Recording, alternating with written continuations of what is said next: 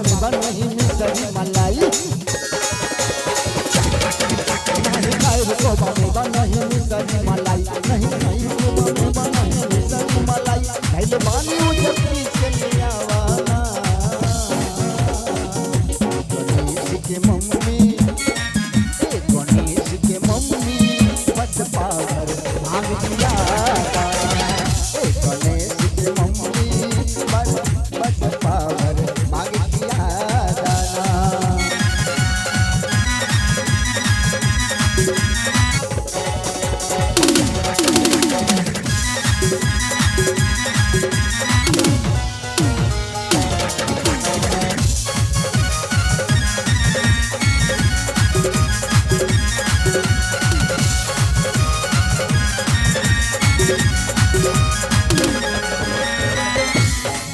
नहीं खाए खोबा मलाई मिसरी नहीं खाए खोबा मलाई मिसरी नहीं चितवा से भंगिया के स्वाद बिसरी सुन बतिया हमार इन भावे जौनार हमरा सामने से जल्दी हटावाना ए गणेश के मम्मी बस पावर भाग दिया दाना ए गणेश के मम्मी बस पावर भाग दिया दाना राउर भंगिया बढेर दिक्कत होला देर राउर भंगिया बढेर दिक्कत होला देर दुख होला बड़ी दुख बचाइना गणेश के पापा गणेश के पापा हमसे भांग पिताएना गणेश के पापा हमसे भांग पिताएना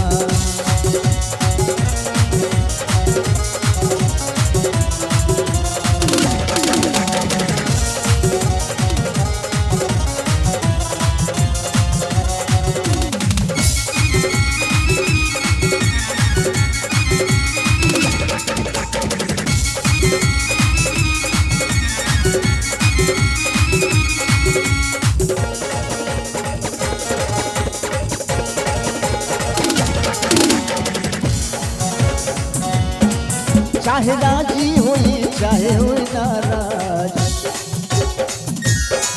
चाहे राजी हुई चाहे हुई नाराज भंगिया की सब न सुन लियो रउआना जान खोरी अंग लाल करी हमरा पर खाया भांग होई अपने में न सायाई ना ए गणेश के पापा गणेश के पापा हमसे भांग पिताएना गणेश के पापा हमसे भांग पिताएना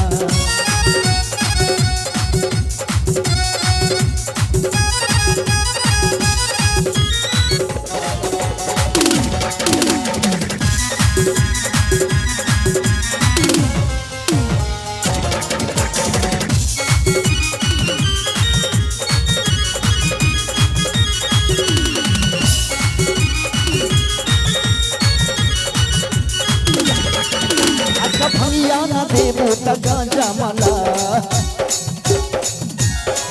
अच्छा भंगिया न देबो त गांजा मला काम मेहनत के ही बा जल्दी कर अच्छा भंगिया न देबो त गांजा मला काम मेहनत के ही बा जल्दी कर खोजा कहाँ बचिलम लेके अब मारी दम बस 4 चिलम भर के धमादाना ए गणेश के मम्मी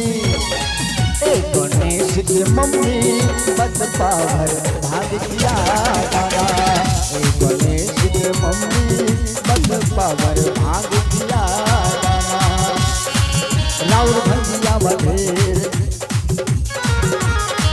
राउर भंगिया बढेर दिसत होला दे राउर भंगिया बढेर दिसत होला दे दुख होला बड़ी दुख मत ना गणेश के पापा हमसे भांग पिताएना बाबा बैजनाथ हम आयल लक्ष्मी खड़िया अहाँ के दुवरिया बाबा बैजनाथ हम आयल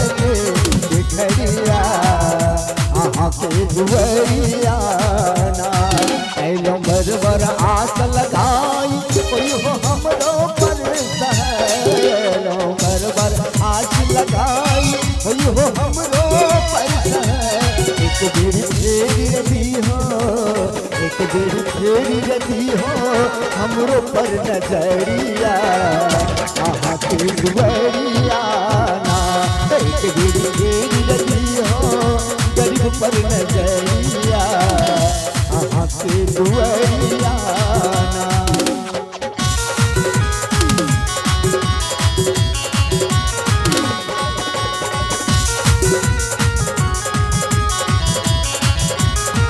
गंगा जल भरी भरी लाइब बाबा भोला पर चढ़ाएब हम गंगा जल भरी भरी लाइब बाबा भोला पर चढ़ाएब मैया पार्वती से करब अरजिया आहा के दुआरिया ना मैया पार्वती से करब अरजिया आहा के दुआरिया ना बाबा बैजनाथ हम आइल छी भिखरिया आहा के दुआरिया ना रूसल भागल मोर मोरहवा अरे रूसल भागल मोर मोरहवा कभी के जाला कभी के बचावा केतनो बुलाई ताके न हमरी ओरी हाली पकड़ा ये गणेश बबुआ बकहा के डोरी पकड़ा ये गणेश बबुआ बकहा के डोरी रूसल भागल मोर मोरावा पागल चाहिए चढ़ के बसावा केतनो बनाई ताके न हमरी ओरी हाली पकड़ा ए गणेश बबुआ बसहा के डोरी